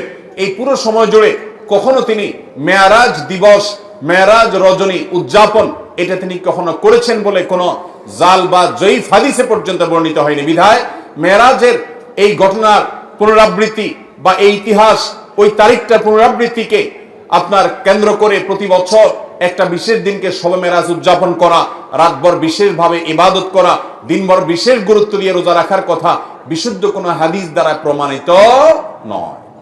আমরা শুধুমাত্র মেরাজের বিষয় থেকে শিক্ষা গ্রহণ করব, মেরাজ থেকে আনিত নামাজটা আমরা আদায় করব। এর বাইরে এই তারিখকে কেন্দ্র করে রাতভর ইবাদত আপনি অন্য সময় করতে চাইলে এই মাসেও করেন, এই রাতেও করেন, অন্য সময় নফল নামাজ পড়েন, আপনি এই দিনে নফল নামাজ পড়েন, নিষেধ নেই। কিন্তু মেরাজকে কেন্দ্র করে কোনো নামাজ, মেরাজকে কেন্দ্র করে কোনো রোজা, এটা কোনো বিশুদ্ধ হাদিস দ্বারা বর্ণিত হয় নাই। অনেকে এই রজব মাসে বিশেষ উমরা করেন, যেটাকে উমরায়ে রজবিয়া বলে। এটা বিশেষ ফজিলতের কথা মানুষ নিজেরা অনেকে বানিয়ে নিয়েছে, অথচ এটিও কোনো বিশুদ্ধ হাদিস দ্বারা বর্ণিত হয়নি। অনেকে 27 রজবে সালাতুল রাগায়েব নামে বিশেষ প্রক্রিয়া, বিশেষ নামাজ পড়ে, এটাও কোনো হাদিস দ্বারা বর্ণিত হয় নাই। আল্লাহ কোরআনে বলেছেন, মা আতাকুমুর রাসূলু ফাখুযু ওয়া মা নাহাকুম আনহু ফান্তাহু, তোমাদেরকে রাসূল যা দিয়েছেন সেটা আঁকড়ে ধরো, যা নিষেধ করেছেন সেটা থেকে তোমরা বেঁচে থাকো। মন গড়া কোনো আমল করলে সওয়াব তো হবেই না, উল্টা বরং গুনাহ হবে। আমাদের সমাজে অনেক মানুষ আছেন যারা আজকাল এই সমস্ত কথা শুনলে বলেন যে এটা নাই সেটা নাই, কিছু লোক বাইরে হয়েছে, এটা নাই সেটা নাই শুধু বলে। ভাইরা বাবারা আমার, কোরআন এবং হাদিসে যদি থাকে আপনি 100 বার আমল করেন, আপনি একটু দেখেন, একটু যাচাই করেন, একটু চেক করেন। কোরআন হাদিস অনুবাদ হয়ে গেছে, কোনো বই পুস্তক নয়, হয় কোরআনে, আল্লাহর নবী করিম সাল্লাল্লাহু আলাইহি ওয়াসাল্লামের কোনো হাদিসে। ইসলাম ফাউন্ডেশন প্রায় সবগুলো বই অনুবাদ করেছে, বড় বড় প্রসিদ্ধ হাদিস গ্রন্থগুলো। আপনি চেক করে দেখেন যে মেরাজের রাতকে কেন্দ্র করে, মেরাজের দিনকে, দিবসকে কেন্দ্র করে কোনো আমল সাহাবা ইকরাম করেছে কিনা, নবী সাল্লাল্লাহু আলাইহি ওয়াসাল্লাম করেছে কিনা। তিনি যদি করে আপনি কেন করবেন না? আর যদি তিনি না করেন তো মনে রাখবেন, দেখতে মনে হয় নামাজ ভালো জিনিসই তো, আবার এখানে বাধা কেন? অনেকে বলেও যে রাত্রে মানুষ নামাজ পড়বে, চুরি তো করবে না, গান তো শুনবে না, তাহলে কিছু হুজুররা বাধা কেন দেয়? ভাইরা আমার, নামাজ আপনি পড়েন, এটাতে কোনো সমস্যা নেই, কিন্তু এই রাতে কোরআন হাদিসের নির্দেশ, ইসলামের নির্দেশ মনে করে যদি কোনো কাজ করেন, অথচ ইসলাম আপনাকে নির্দেশ করে নাই, তাহলে সেটা হলো মন গড়া আমল। মন গড়া আমলকে বলা হয় বিদআত, আর বিদআত হলো গোমরাহি, ভ্রষ্টতা। ওয়া কুল্লু দালালাতিন ফিন্নার, আর নবীজি বলেছেন সকল ভ্রষ্টতার ঠিকানা কোথায়? জাহান্নাম। আমরা যখন খেতে চাষ করি, চাষ করলে শুধুমাত্র যখন আপনি ধানের গাছ লাগান, শুধু ধান গাছ হয় না সাথে আগাছাও হয়? আগাছা দেখতে ধানের মতো না? আমরা কি সে আগাছাগুলো রেখে দেই নাকি আস্তে আস্তে তুলে ফেলে দেই? যদি কেউ মনে করে আরে ধান গাছ তো অল্প একটু জায়গাতে আছে, আগাছা আগাছার জায়গায় হয়েছে, সমস্যা কি, এই বেচারাকে তুলে কেন মেরে ফেলতে হবে, থাকুক না, ধান গাছও থাকুক, ওইটাও থাকুক, তাহলে ধানের ফসলের ফলন ভালো হবে? আপনার ঈমান এবং আমলের ফলন যদি ভালো হতে হয়, তাহলে বিদআত এবং মন গড়া আমল এগুলো থেকে নিজেকে সরাতে হবে। আপনি এমনি নিজে থেকে নফল আমল করেন, সেটা ভিন্ন কথা, কিন্তু বিশেষ কোন দিবসে কোরআন হাদিসে আছে বা ইসলামের নির্দেশ মনে করে, বিশেষ ফজিলত মনে করে যখন করবেন, তখন সেটা বিদআতে পর্যবসিত হবে। অতএব মেরাজ এটাকে উদযাপন নয়, আসুন মেরাজকে উপলব্ধি করার চেষ্টা করি। মেরাজকে ঘটা করে পালন করা নয়, বরং মেরাজের শিক্ষাগুলো দিয়ে আমাদের জীবনকে আমরা সাজাবার চেষ্টা করি। চেষ্টা করবো তো ইনশাআল্লাহ। আল্লাহ রাব্বুল আলামিন আমাদের সবাইকে মেরাজের এই গুরুত্ব বুঝার তৌফিক দান করুন। এই মেরাজের অন্যতম বড় শিক্ষা হলো আমাদের প্রিয় নবী সাল্লাল্লাহু আলাইহি সাল্লামের মর্যাদা কত বেশি। এই মেরাজ থেকে আমরা উপলব্ধি করার সুযোগ পাই, কারণ তিনি তার হাবিবকে ডেকে নিয়ে গেছেন এবং অন্য নবীদের সাথে সাক্ষাৎ করিয়েছেন, নবী এবং রাসূলদের ইমামতি করিয়েছেন। এতগুলো বিষয় দিয়ে আল্লাহ তাআলা প্রমাণ করেছেন তার হাবিবের মর্যাদা কত বেশি। সেই সাথে মসজিদে আকসা এবং বাইতুল মাকদিসের যে মর্যাদা অনেক বেশি, সেটাও কিন্তু এই মেরাজের ঘটনা থেকে বোঝা যায় যে আল্লাহর হাবিবকে আল্লাহ তাআলা সেখানে প্রথমে নিয়ে গেছেন এবং বলেছেন কোরআনে যে তার চতুর্পাশে আল্লাহ তাআলা বারাকা দিয়েছেন। অতএব আমরা মেরাজের এই সকল শিক্ষাগুলো আমরা অর্জন করার চেষ্টা করব তো ইনশাআল্লাহ। এই শিক্ষাগুলো ধারণ করব তো আমরা ইনশাআল্লাহ। আল্লাহ আমাদেরকে তৌফিক দান করুন। মোহতারাম হাজরিন, মসজিদে আকসায় যদি কেউ 1 রাকাত সালাত আদায় করে, বিভিন্ন রকম বর্ণনা আছে, কোন কোন বর্ণনা আছে আল্লাহ রাব্বুল আলামিন তাকে 500 রাকাত নামাজের সওয়াব দান করবেন। বহু নবী রাসূলগণ যে মসজিদের ইমাম ছিলেন, মুয়াজ্জিন ছিলেন, মুক্তাদি ছিলেন, সেই মসজিদে আল্লাহ রাব্বুল আলামিন জীবন আর মৃত্যুর আগে আমাদেরকে একবার হলেও যাওয়ার তৌফিক দান করুন। অভিশপ্ত ইহুদিদের হাত থেকে দখল মুক্ত করে এই মসজিদকে মুসলমানদের অধীনে এনে মুসলমানদেরকে গোটা পৃথিবী থেকে যাওয়ার তৌফিক আল্লাহ তাআলা দান করুন।